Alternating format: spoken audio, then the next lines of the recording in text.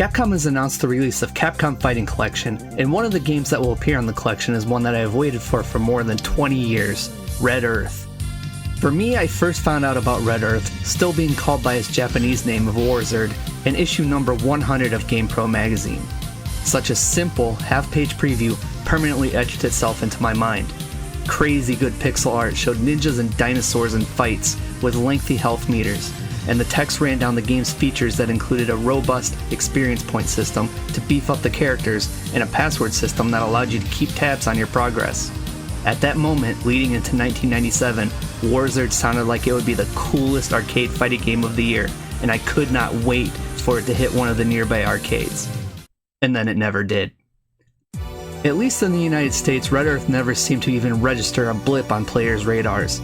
If I mentioned the GamePro preview of the game, no one ever seemed to know what I was talking about. As far as I can tell, even in GamePro itself, Warzard went unmentioned after the January 1997 issue, as February's issue dropped a teaser for Street Fighter III, and then by March, all magazine's attention was drawn to the new generation, or 3 as the game marquee would eventually advertise to us. The most extensive English-language magazine coverage I've been able to find on Red Earth up to this point comes from the UK-based Computer and Video Games, which double-dipped with more meaty previews through 2 of its issues. But that preview in GamePro number 100, it never left my memory, and then Capcom would tease us by sprinkling in a few of Red Earth's characters as background cameos, with Tessa even getting playable character treatment in a couple of later games. It seemed like Capcom might do Red Earth some service when it was mixed into Capcom Fighting Evolution, but I'm guessing most of you already know what happened with that game release.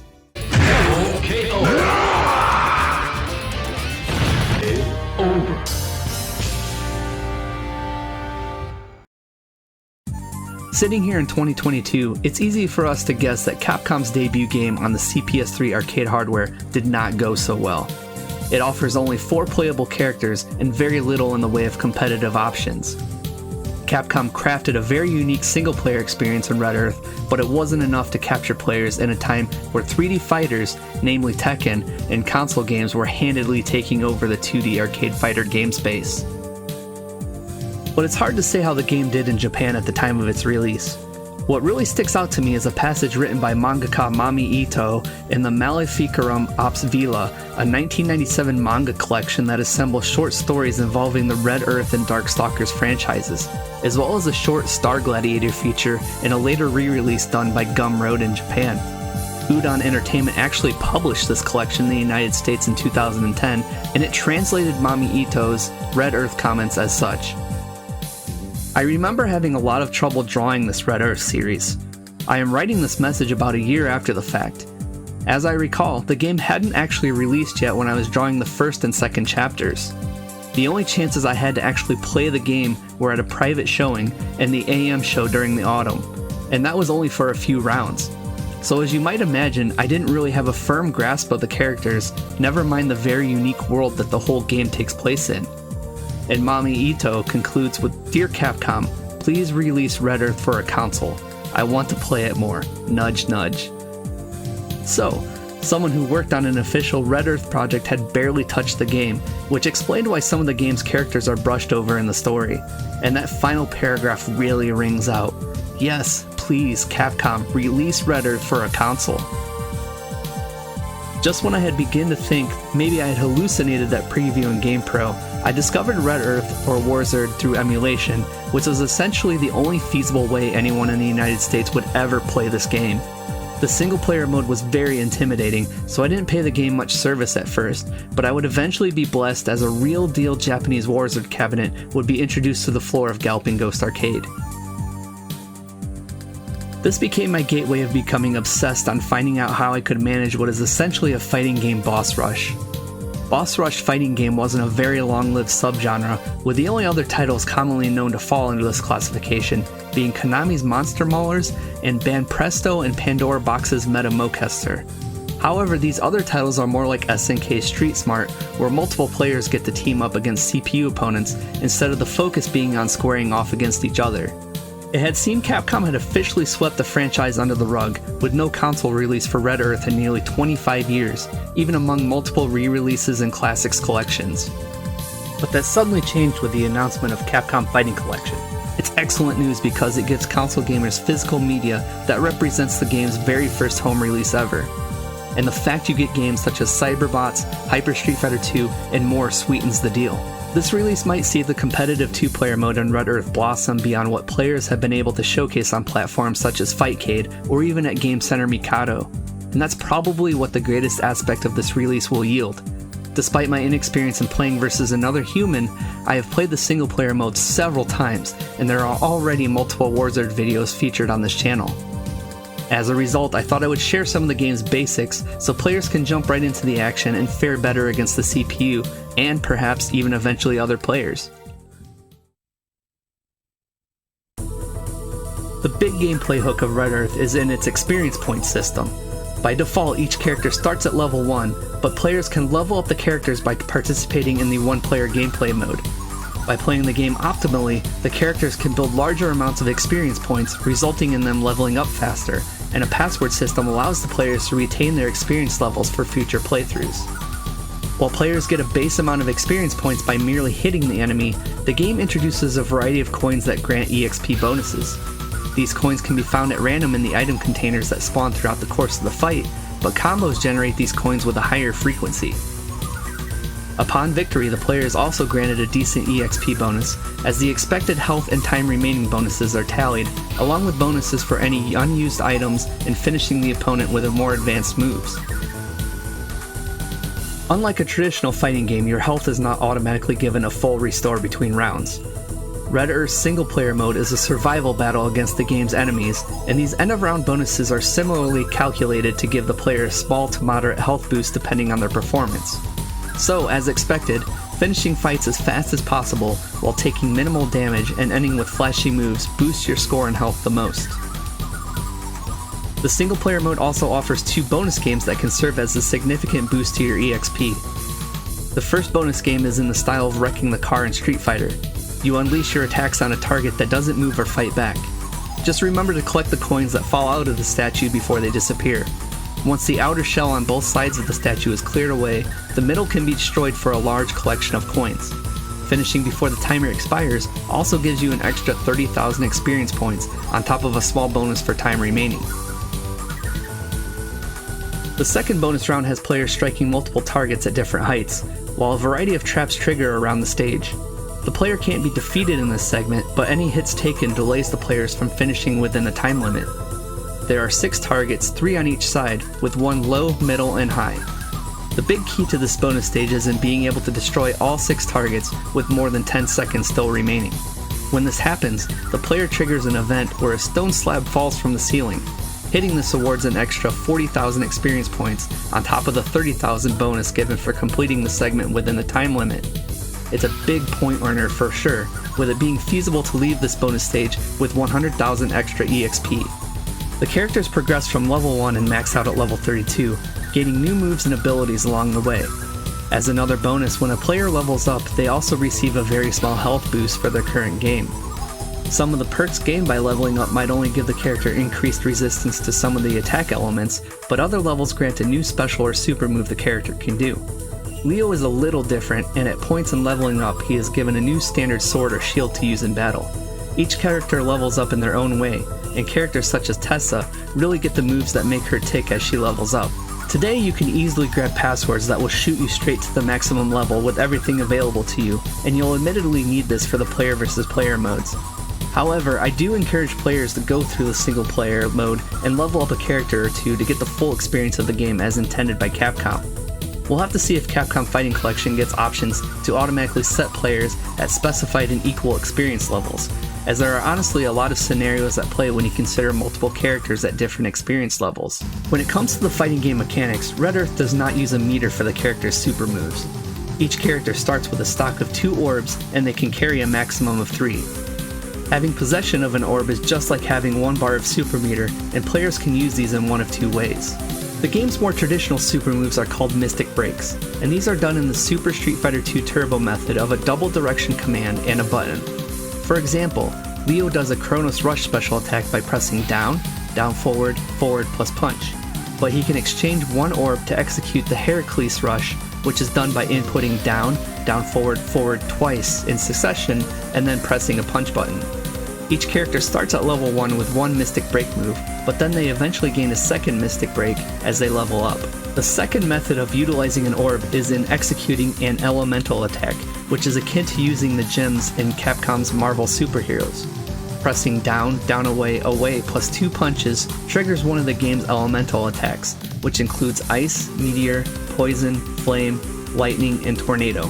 Your character will enter a summoning pose when an elemental attack is performed, so make sure you have space between yourself and the opponent. While the orbs will default to one element type as you pick them up, the players can manually change the element by pressing the start button. You can cycle through the elements before the round starts as well, so you can get to the attack of your choice. There is strategy to using the elemental attacks, as in the one-player mode, most of the enemies have an element they are weak against, and you'll notice the screen flash when an enemy is hit with this element. And also, when you have 3 orbs in stock, picking up an additional orb gives the player an EXP boost. Outside of the weaknesses, the lightning and tornado elements are good for extending combos as the characters have launch attacks. Mai Ling can launch enemies with a crouching heavy punch, and then executing a tornado elemental attack juggles the CPU and dumps out a good supply of EXP coins. Otherwise, each character has universal commands that fighting game players expect from games in the genre. They can throw by being close to the opponent and pressing a direction and attack button based on the character. For example, both Leo and Kenji have different throws they can do by pressing forward and heavy punch or forward and medium punch while close to the opponent. A super jump can be done by pressing down and then immediately pressing up to jump. This clears a lot of height and is necessary to avoid some of the attacks thrown at you in the single player mode. Kenji's jump also gets modified at level 6 to allow him to double jump. When an opponent has been knocked down, each character can follow up with a pursuit move by pressing up and heavy kick to add a little more damage. Players can also dash forward and backward by double tapping in the appropriate direction. While the command is universal, each character handles dashing in a slightly different way. At level 3, Mai Ling can even dash while in the air to set up more attacks, and Kenji from level 1 can dash straight into the enemy and switch sides with them to mix up his attacks. Blocking is done by holding the direction opposite of the opponent's attack, but the blocking mechanics in Red Earth go a little further, especially against strong CPU monsters. Characters can freely block just as in Street Fighter 2, but they will also take small amounts of chip damage as they block stronger special attacks. However, multiple enemies in the single player mode have multi-hit techniques that break your standard guard and temporarily leave you wide open for a follow-up attack. This is where ultimate guarding comes into play. If you are holding back and press a punch and kick of equal strength, your character will flash and enter a different defensive stance. This will lock you in place for a brief time, but any and all attacks that are blocked by an ultimate guard do not inflict chip damage, and you cannot have your guard broken by repeated attacks. This is critical for some of the attacks thrown at you in the single player mode. Similar to the alpha counter moves in Street Fighter Alpha, players in an ultimate guard can press back, down, plus a punch or kick based on their character to immediately counterattack. Unlike in Street Fighter Alpha, a counterattack in Red Earth does not require any resources such as an orb, but they can't be used in a standard guard. It must be an ultimate guard. Also, if you time this too soon, your character will try to counterattack during a multi-hit move and get hit anyway. One thing to note, however, is that ultimate guarding cannot be done while air blocking. If you attempt to air block these strong moves, you are guaranteed to be guard crushed and take a hit. While this guide is more of a primer on Red Earth's single player mode, I'm going to quickly talk about the 2-player versus mode because there is an element of that mode that does play into the single player campaign. In a player versus player matchup, a character cannot gain any experience points, meaning they cannot progress in levels by farming against other players. However, the player versus player mode utilizes an entirely different scoring system, versus points. Versus points are displayed at the end of a player versus player matchup, and the basics of the system revolve around the mechanic of lower level players being able to earn far more points fighting higher level characters. The bigger the mismatch, the more points the player can scoop up at one time. Gaining enough versus points in tandem with reaching certain levels with your character is what allows players to obtain the secrets in the game. This is predominantly seen for Leo and his equipment. Upon reaching certain versus point and leveling conditions, he can clear the fight against Ravanj under select criteria and then find hidden weapons inside the bonus round statue. These include elemental swords and a special battle axe, and even Tessa can similarly unlock a sun staff. When Leo has multiple weapons, he can press down, back, plus light kick to cycle through his arsenal. Being armed with knowledge about the overall game is great, but at some point you'll need to actually fight the game's enemies. I've invested a lot of single player time into Leo and Mei Ling, so that's where I'm personally comfortable, but I'm practicing for specific Tessa and Kenji strats now. However, each boss character has certain characteristics you can observe and react to no matter which character you're playing as. Hauser is a towering dinosaur, but using super jumps you can avoid the majority of its attacks and cross it up. The big thing to note about Hauser is it has defensive armor due to its large size, so single attacks won't phase Hauser and its attacks will connect through these. Usually landing 2 fierce attacks in succession will knock Hauser down though. Hauser does have a flame pillar that you can accidentally jump into if your timing is off, and it rarely uses it, but Hauser also has a diagonal jump that can catch you in midair. When Hauser takes enough damage, it can roar and then turn red with anger. During this time, Hauser becomes far more aggressive, and its armor properties increase dramatically. During this time, the frequency Hauser uses its Flame Breath special move increases. This Flame Breath can melt your health meter down even at chip damage, so be sure to super jump to the other side of Hauser or use your ultimate guard. Kongo is an Oni that also has an armor property like Hauser, but Kongo is more agile and jumps around far more often. Thankfully, players can use a super jump to bait out one of Kongo's attacks and counter accordingly. Kongo also has a super jump hip attack, which is very easy to read and can simply be blocked or avoided. This is a good attack to see though, as it leaves Kongo wide open for an easy counter attack. Kongo also has a rage mode during which it turns orange and gains more armored properties. Thankfully in this case though, players can still go for a throw against Kongo. If Kongo goes into a rage, take the first opportunity you can to land a throw and this will smack Kongo out of this rage mode. If you time it correctly, you can even land a throw the instant Kongo snaps out of his rage animation. While the order of fights 1, 2, 4, and 5 are arranged differently based on the story of your character, Ravange will always be the third opponent in the single player mode. Ravange is much quicker than Hauser or Kongo, occasionally blocks attacks, and fights with a number of really dirty special moves. You can still super jump over a lot of its attacks, which is good because its Sandblast does a lot of damage, its Poison Cloud will dizzy instantly, and its projectiles can do a lot of chip damage quickly. It will occasionally summon characters from the sand. Avoid this unblockable attack. If you are hit by it, you will be trapped and left wide open for a follow-up attack, which is sometimes Ravange's Beam super move. When Ravange has approximately 25% health remaining, it will go into a short animation where one of its heads bursts. Once it snaps out of this animation, it goes into a more aggressive state all the way until it's fully defeated. Hydron is another character with a lot of tricky attacks, but it is the rare boss character in Red Earth that is susceptible to projectile attacks. Tessa gets a huge advantage here because her base projectile is fired in an arc and will catch Hydron even if it tries to advance forward.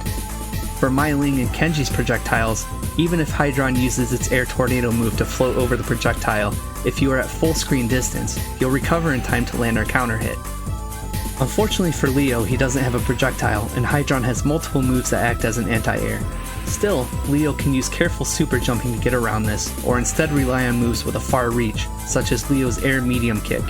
Hydron also telegraphs its forward momentum moves, so players can use an ultimate guard. Lavia is a harpy that has the most air priority out of all the bosses.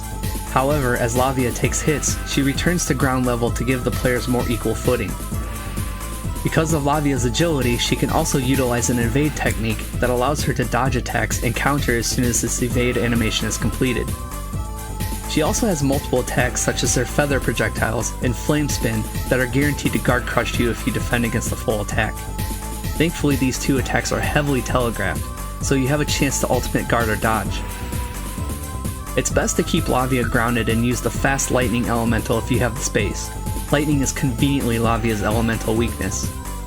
The character's Dragon Punch style moves are typically a great way to get Lavia back to the ground, but moves such as Leo's Crouching Heavy Punch are also great moves that have a lot of reach and knockdown power. Moves with a lot of reach, such as Leo and Tessa's Air Medium Kick, will also help you challenge Lavia in the air and reduce her altitude. Gigi guards the crypt and has a lot of reach with its swords, but once you know what to watch out for, you can stay clear of most of its attacks and counter when there is an opening. When Gigi places all of its swords into the ground, one of 3 attacks can happen. If you get a good read on this and are quick enough to super jump to the other side, you can evade these attacks. But if you wait too long, falling slabs can hit you out of the air, or a ground pillar could sprout in front of you. The third attack causes spears to rise from the ground, which is the easiest to dodge via super jump. If you jump in on Gigi, you also have to be aware of its anti-air move where it thrusts its swords upward. Even in a best case scenario, this will always trade hits with you, so recognize when it is coming so you can redirect your jump or prepare for an air block. Blade is a knight with a ton of reach, so a hit and run approach tends to work best. The fight starts out simple enough, with Blade mostly relying on attacks that see his lance extend horizontally or using a vertical swipe that leaves a green trail that covers much of the screen. It's fairly easy to get around these attacks, but once Blade has taken a set amount of energy, he discards his cape and begins fighting for real. Not only does he become slightly more aggressive, but he gains additional attacks such as a green dragon projectile that will guard crush you if you try to block it, and a mirror that will trap you and cause a lot of damage. Staying constantly on the move, using long distance attacks, and knowing when to ultimate guard is key to this fight. The final boss is Scion, and when he is defeated he transforms into the even more powerful True Scion. However, his fighting approach is largely the same in both forms. He teleports around the screen and uses his magic and dragon familiars to fill the screen with attacks. While this is bad news for any player attempting to take Scion head on, his attacks are all projected forward. This means your goal should be getting to his back at all times to deal damage before he goes for his next move. When Scion is knocked down, he will teleport when he gets back up, and when Scion enters his true form, he will teleport a little more frequently. But if you use patience, you'll be able to get a read on his extra teleport to give you a chance to get to his back. The most important thing to remember about this fight is getting behind Scion at all costs, because he'll absolutely melt your health bars down if he catches you in a string of attacks. That's the single player mode in a nutshell. Tackling the game's boss characters is easier said than done, but if you put in the time and learn to read what the characters are about to do, you'll be able to persevere and be rewarded for clearing a very challenging fighting game experience. And I think that's a real opportunity Capcom Fighting Collection will provide for Red Earth. More and more people will be able to experience this game that everybody thought would be lost to time. I feel like I've only scratched the surface of Red Earth in doing this video, and as more people enter the player base for the game, we'll see some very impressive gameplay in both the single player and player versus player modes. I look forward to seeing people post online about their experiences with Red Earth, and if you have any questions about the game, don't hesitate to let me know.